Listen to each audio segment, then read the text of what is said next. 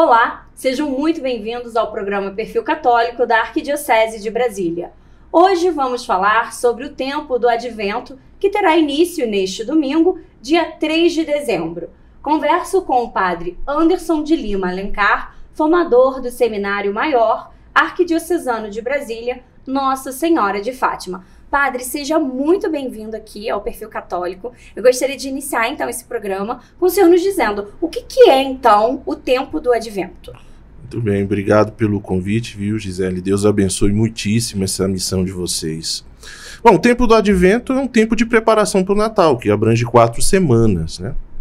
Então, é um tempo aí que a gente se prepara para a celebração do Natal do Senhor, né? Que tem umas características muito interessantes quando a gente fala do tempo do Advento, né?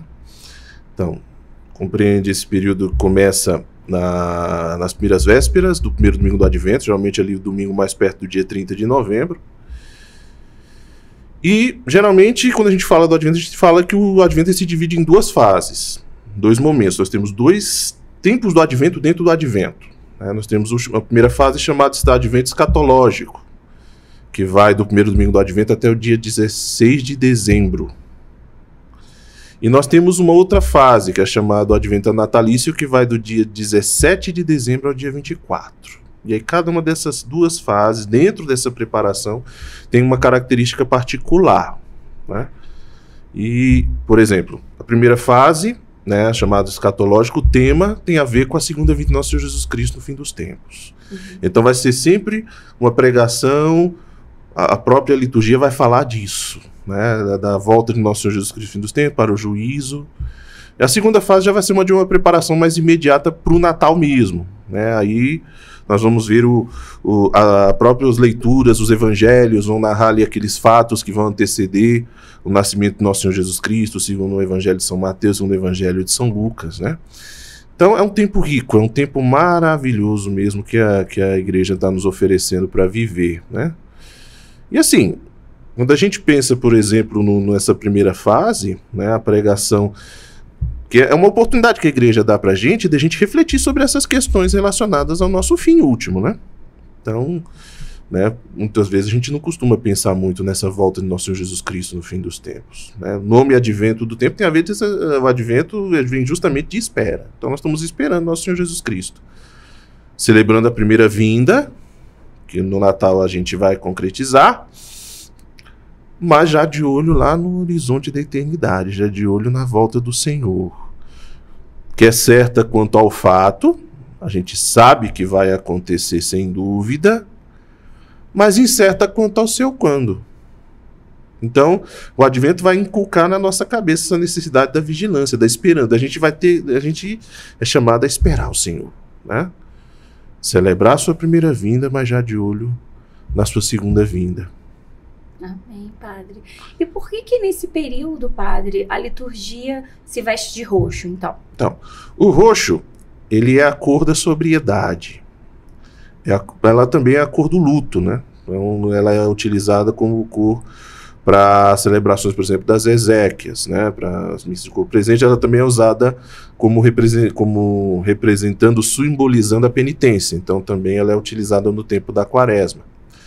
O roxo também é a cor da batalha espiritual, porque é a cor das lesões de quem luta, né? Quando quem pratica alguma arte marcial, quando leva um golpe, fica roxo, né? Sim. Então é a cor de quem está lutando, né? Então a igreja usa o roxo nesse tempo, que é um tempo de espera, que é um tempo também de penitência, mas não com a mesma carga penitencial do tempo da Quaresma, um pouco menos, até porque a marca da Quaresma é uma marca ela é muito carregada na questão da penitência. Então é um olhar um pouco mais severo que a gente tem que ter um pouco sobre si. Já o tempo do Advento, ele é um tempo de espera gozosa, não de espera aflitiva, né? Mas aí tem essa sobriedade. Então usamos o roxo. Mas tem um domingo que a gente pode usar uma outra cor, que é o terceiro domingo do Advento, o chamado domingo Gaudete, né? O domingo da alegria. Que aí, ao invés do roxo a gente pode usar o róseo, né? E é interessante, por que o róseo? Né? O róseo, se você pegar o roxo e misturar, você pega um vidrinho de tinta roxa, um vidrinho de tinta branca e mistura. Que cor vai dar? Acredito que um tom de rosa. Exatamente. Então, é a mistura da sobriedade do roxo penitencial com o branco da alegria. Então, não é aquela plena alegria que a gente vai ter lá no Natal do Senhor, né? Vai ser realmente júbilo, onde cantaremos o glória, né, do Cristo nascido entre nós, mas já é uma alegria contida, né? Aquela alegria sóbria, aquela alegria mais interior do que exterior, né? Então nós temos essas duas cores, o roxo da penitência, o roxo da espera, o roxo da sobriedade, e no terceiro domingo, o domingo da alegria, nós temos a cor rósea, né, que até se deve, a igreja se estimula que se use, né? Os padres, tem alguns padres que têm um certo preconceito quanto à cor litúrgica do róseo, mas não deveria ter, porque ela tem um significado e uma riqueza muito grande para a liturgia, né? Nossa, sem dúvida, muito bonito isso, né? Você pensar que mistura... Nossa, muito bonito. Padre, e na questão da espiritualidade, esse tempo do Advento, ele nos convida à esperança, né? E a purificação de vida. Eu queria que o senhor falasse um pouquinho o que a igreja ela nos propõe, então, nesse período, para que a gente possa se encaminhar para esse local, né? De olhar mais para dentro de si, de refletir e de esperar mesmo a vinda do Senhor. Então, a primeira coisa que eu acho muito importante para uma boa vivência do Advento, no que diz respeito à espiritualidade, é a vivência litúrgica, né? Então, se a gente consegue acompanhar mais ou menos a proposta da liturgia, ela já é muito rica. Então, por exemplo, eu falei da primeira fase do Advento, que a meditação é sobre a volta do nosso Senhor Jesus Cristo no fim dos tempos, né? Então, a atitude do cristão é uma atitude de vigilância. A gente tem que se perguntar, se olhar, analisar, examinar a nossa vida e se perguntar se realmente, né, nós temos vivido agora nesse 32º domingo do tempo comum, né? Tivemos agora... houve o evangelho era o evangelho das virgens, né? As 10 virgens, as 5 virgens prudentes, as 5 virgens imprevidentes. Lembrando que as virgens dessa parábola não são as noivas do noivo, não. Elas são damas de companhia, né? Que estão esperando o noivo. Elas formam um cortejo luminoso que conduz o noivo até a noiva, né? Uhum. E então nós temos as 5 virgens prudentes, as 5 virgens imprevidentes, né? As previdentes levaram óleo, as imprevidentes não levaram. E por que não levaram óleo? Acabaram que o noivo chegou no momento em que elas não esperavam e elas acabaram não entrando para o festim, né, para a festa nupcial. Então a gente tem que se perguntar, primeiro, como é que está a minha vigilância, né? Se é a questão de se preparar mesmo para esse encontro com o Senhor, que é inevitável. É verdade. O encontro com o Senhor é inevitável. A escatologia nos fala que o cristão vai passar... Existem 2 juízos, né? O juízo particular após a morte e o juízo final no fim dos tempos, quando o Senhor vier glorioso para julgar os vivos e os mortos, como está lá no credo, né? A gente professa, creio em Jesus Cristo, que está sentado à direita do Pai e que de novo há de vir em sua glória para julgar os vivos e os mortos. Então a gente está em essa certeza. E é interessante, por exemplo, a gente se perguntar, se hoje o Senhor viesse, será que eu estou preparado? Será que eu estou pronto? Né? No domingo em que tivemos esse evangelho das virgens, eu perguntei na assembleia, lá na homilia, né? Se hoje você, digamos que a gente está aqui na missa, aí agora ao final da homilia a gente visse um clarão no céu, olhássemos lá, nós saíamos aqui da igreja, íamos lá para o pátio e víssemos, né?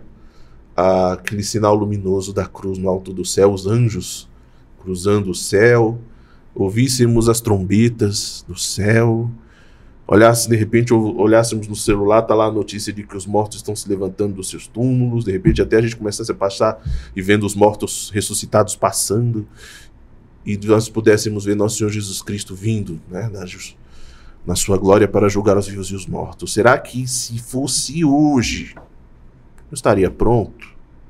Estaria preparado?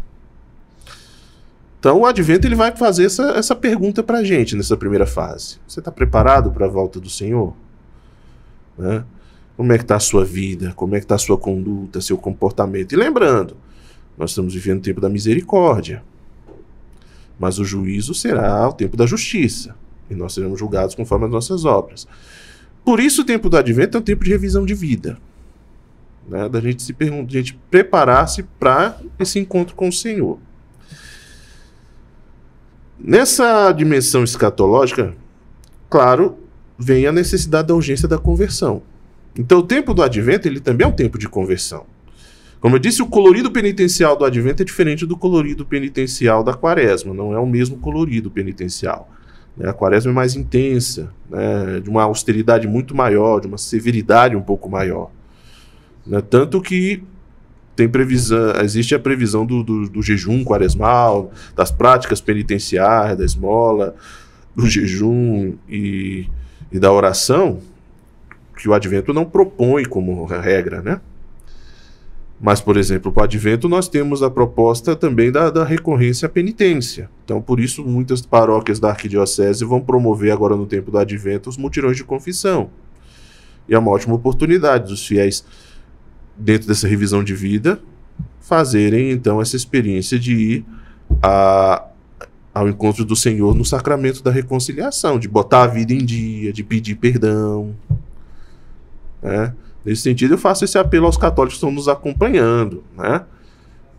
Eu recomendo para todo católico confissão pelo menos uma vez por mês. Exatamente. Porque às vezes os católicos ficam só no mutirão de confissão, né? De mutirão em mutirão. E a ideia não é fazer a confissão de mutirão em mutirão. A ideia é que a confissão seja frequente, pelo menos mensal, né? Mas claro, a gente vai oferecer durante o tempo do advento, vários setores da arquidiocese tem, as paróquias vão oferecer essa questão da confissão, né? Os padres vão reunir-se, vão atender, justamente para que os fiéis se preparem. Mas é aquela coisa também, não é só a questão da questão escatológica da vinda do Senhor, mas também a própria preparação para celebrar o Natal, né? A gente pensar, né, Nosso Senhor Jesus Cristo vem ao nosso encontro, né? Inclusive é interessante porque pro tempo do advento existem 3 figuras que se destacam, né, e que podem nos guiar na nossa espiritualidade do advento. Primeiro é o profeta Isaías. Então, praticamente toda a primeira parte do advento, a primeira leitura vai ser quase sempre do profeta Isaías, né? Então, é o tempo de ler e de se aprofundar na profecia de Isaías. A segunda figura é São João Batista, né? E a gente lembra que a missão de João Batista era qual? Ele era a voz que clama no deserto, né? Preparar os caminhos do Senhor e aplanar suas veredas. E a missão de João Batista era, né?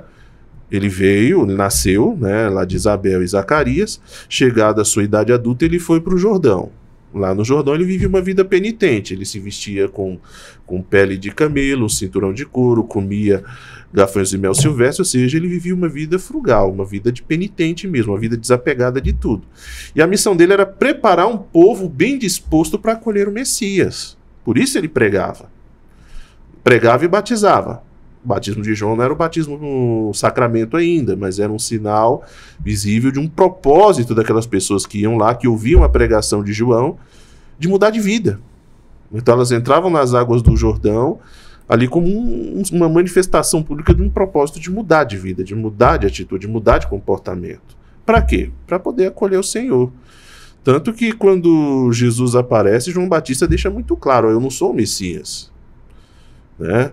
Ele vai batizar com o Espírito Santo e o fogo. Eu não sou digno nem de carregar as sandálias dele. Convém que ele cresça e eu diminua. Então a igreja hoje cumpre essa missão de João Batista, de pregar, de anunciar e de preparar o povo para receber Jesus. Então também essa questão da confissão, da reconciliação, é uma possibilidade também de eu receber Jesus no coração, né? Oferecer a Jesus no meu coração, a minha vida. E, por exemplo, se Jesus encontrou, né, ali na noite de Natal, junto com a sua mãe São José, acolhida lá no pobre estábulo de Belém, na manjedoura, o coração do cristão tem que ser uma manjedoura digna, onde Jesus possa habitar, onde Jesus possa se encontrar, onde ele possa se refugiar. E esse é mais um motivo porque a gente tem que recorrer à confissão, né, durante o tempo do advento.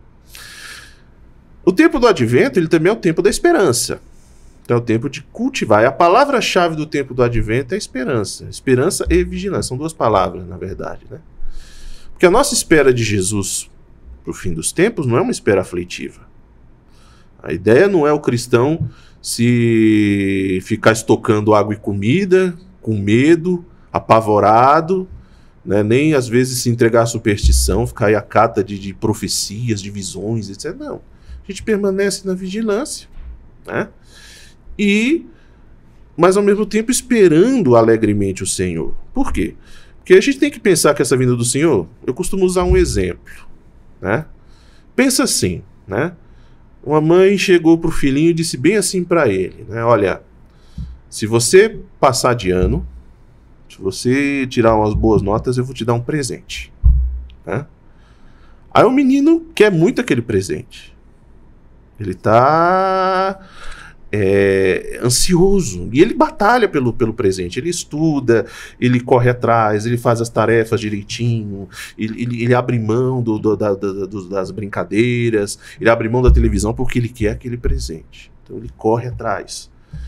E aí quando chega o dia que a professora entrega o boletim, lá está o boletim, azul, né, nota máxima em todas as matérias, porque ele se esforçou. E ele vai, chega em casa e entrega o bilhete para a mãe. Aí, mãe, ó, consegui. E a mãe diz, olha, trato é trato.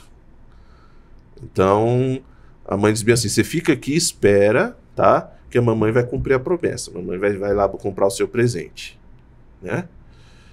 E aí, ele escuta a mãe descendo as escadas com a chave e o coração acelera. Ele escuta o portão abrindo, o carro da mãe saindo. E ele fica lá ansioso, inquieto, ele quer... Nossa, imaginei quando ele der daí uma meia hora, uma hora mais ou menos, ele escuta de novo, né? O portão abrindo. A mãe chegando. A mãe chegando, a porta abrindo, o barulho da sacola. E ela gritando, filho, desce aqui. Mamãe trouxe o presente. E aí, o menino chega lá e aí vem aquela alegria, né, do presente. Esse é o nosso jeito de esperar o Senhor no Advento. Não é aquela espera aflitiva de quem tem medo do fim do mundo. Não.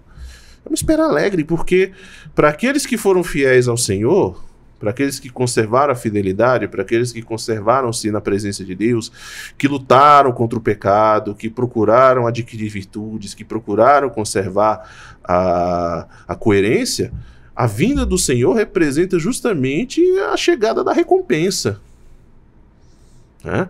Por isso a espera do Advento é uma espera alegre, por isso é que a gente tem que se alegrar, por isso a gente enfeita as casas preparando o Natal, por isso a gente ornamenta os nossos lares, né? Porque a gente está numa espera, mas numa espera alegre. Então o tempo do Advento também é o tempo da alegria.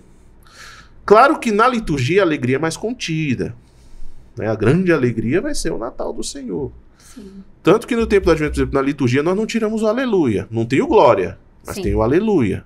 A quaresma não tem glória e nem aleluia, né? Por que tem o aleluia no Advento? Porque justamente esse tempo de uma espera alegre. Uhum. Então é tempo de alegria, é tempo da gente estar bem, né?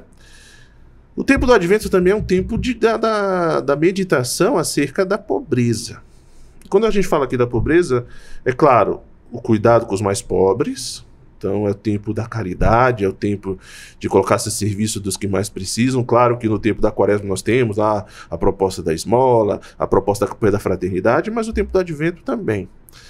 Porque aí quando a gente tem lá o presépio e observa lá aquela cena do nascimento de Jesus, Cristo que veio nascer pobre no meio dos pobres, logo a gente percebe também que essa pobreza evangélica é um chamado que Deus nos faz, né? E vê lá o menino nascido envolto em trapos, recostado na manjedoura entre os animais, nos faz pensar também acerca do nosso trato com os bens. Como é que tem sido a minha vivência com os bens? Avarento, vaidoso, apegado, né? Então é um tempo também de viver essa pobreza, né? Às vezes a gente aproveita o tempo do Natal e aí gasta todo o dinheiro possível com presentes e com a ceia, né? E às vezes a gente faz uma festança e nem deixa o aniversariante participar, né? Nossa, padre, isso eu acho que é o principal problema. É. E muitas vezes é aquela coisa, é a pompa pela pompa, né? Não estou dizendo aqui que a gente não deva fazer uma ceia, preparar uma boa ceia para o Natal, comprar presentes, mas lembrar-se também que a imagem de Jesus nascido ali em Belém é um convite à sobriedade de vida também, né? E aí, pro tempo do Advento, como espiritualidade, existem algumas propostas além dessa também, que uma das propostas que não está necessariamente, não é propriamente uma proposta litúrgica, mas é uma proposta devocional, é a da novena do Natal, né? Que muitas comunidades fazem. que geralmente coincide com a segunda fase do Natal, né? Com a fase chamada Advento Natalício. Que aí você vai meditar ali, né? Os temas relacionados ao nascimento do nosso Senhor Jesus Cristo, ali mais perto, né?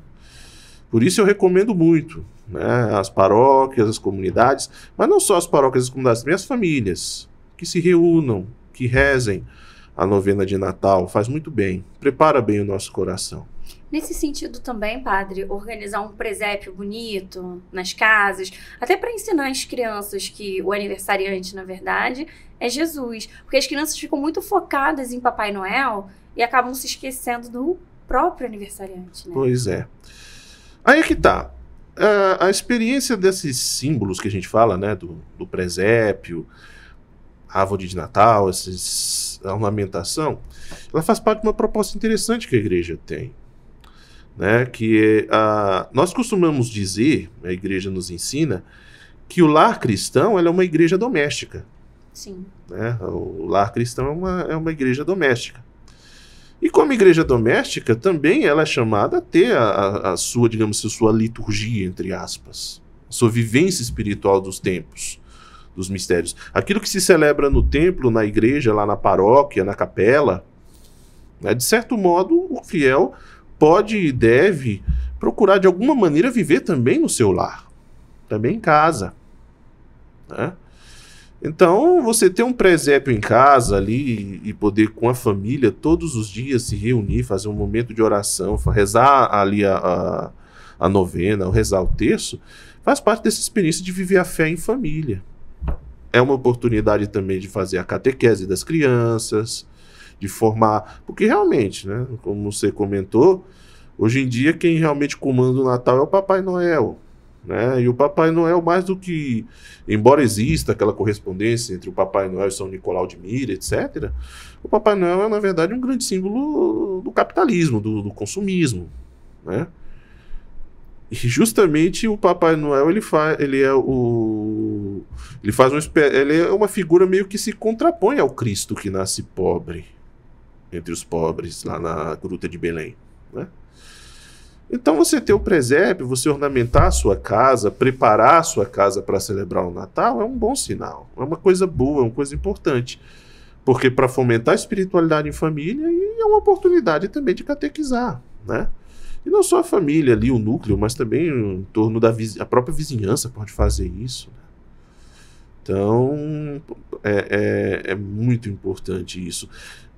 O tempo do Advento é um tempo propício para a gente trabalhar também no coração das crianças e dos jovens essa retomada do verdadeiro sentido do Natal do Senhor, né?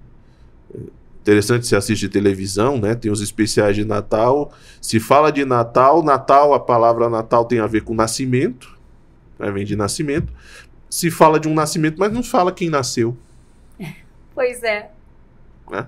O tempo do Advento é um tempo para isso, para a gente recordar a sociedade, as crianças, os jovens, as famílias, quem foi que nasceu? Nosso Senhor Jesus Cristo, Filho do Eterno Pai. Então eu acho que é bem por aí, né? Amém. Padre, e nesse período, né, pra gente finalizar aqui, esse período do Natal, ele também tem muita memória afetiva. Tem. Queria saber se o senhor tem alguma memória afetiva nesse período. Eu tenho sim. Dos tempos da liturgia é o meu tempo preferido, né? Eu gosto muito desse clima do Advento. Esse clima de fim de ano, né? Geralmente as atividades de comércio, as atividades acadêmicas já estão se findando, então a gente já sente uma maior leveza no ar, já não existe mais aquele clima de pressão, de exaustão das pessoas. Não, o pessoal já está começando a entrar de férias. Recessos, as escolas estão encerrando as suas aulas, as faculdades estão encerrando. É um tempo onde a gente costuma ver as crianças já mais brincando na rua. Na época que brincava, né? Quando eu era mais novo, era a época de jogar bola na rua, né? O próprio clima, né? No caso, no Brasil, é o final, ali mais perto do verão, etc. Mas para mim, particularmente, foi nessa época do Advento, exatamente dia 16 de dezembro de 96, que eu comecei a minha caminhada de igreja. Foi justamente no tempo do Advento. Eu comecei servindo ao altar como acólito lá na paróquia de Santa Maria dos Pobres do Paranoá. Então eu lembro que o meu início de igreja foi justamente no tempo do Advento. Então, as missas, a cor roxa, a novena do Natal, os ensaios dos grupos de acólitos para as missas solenes do Natal, tudo isso me marcou muito. Por isso é um tempo para mim que tem uma marca muito especial. Ai, acho que o Natal ele traz mesmo essa leveza, né? Esse aconchego da família. Traz sim, com certeza. Com certeza. E, claro, né? É um tempo também que a gente pode e deve intensificar nossa amizade com Deus, nossa vida de oração, com certeza. Também vale muito a pena. Amém, padre. Olha, muitíssimo obrigada pela participação do senhor aqui com a gente no Perfil. Eu que agradeço a oportunidade de falar um pouquinho, né, sobre esse tempo maravilhoso. Muito obrigada pela sua companhia. Paz e bem. Até o próximo programa.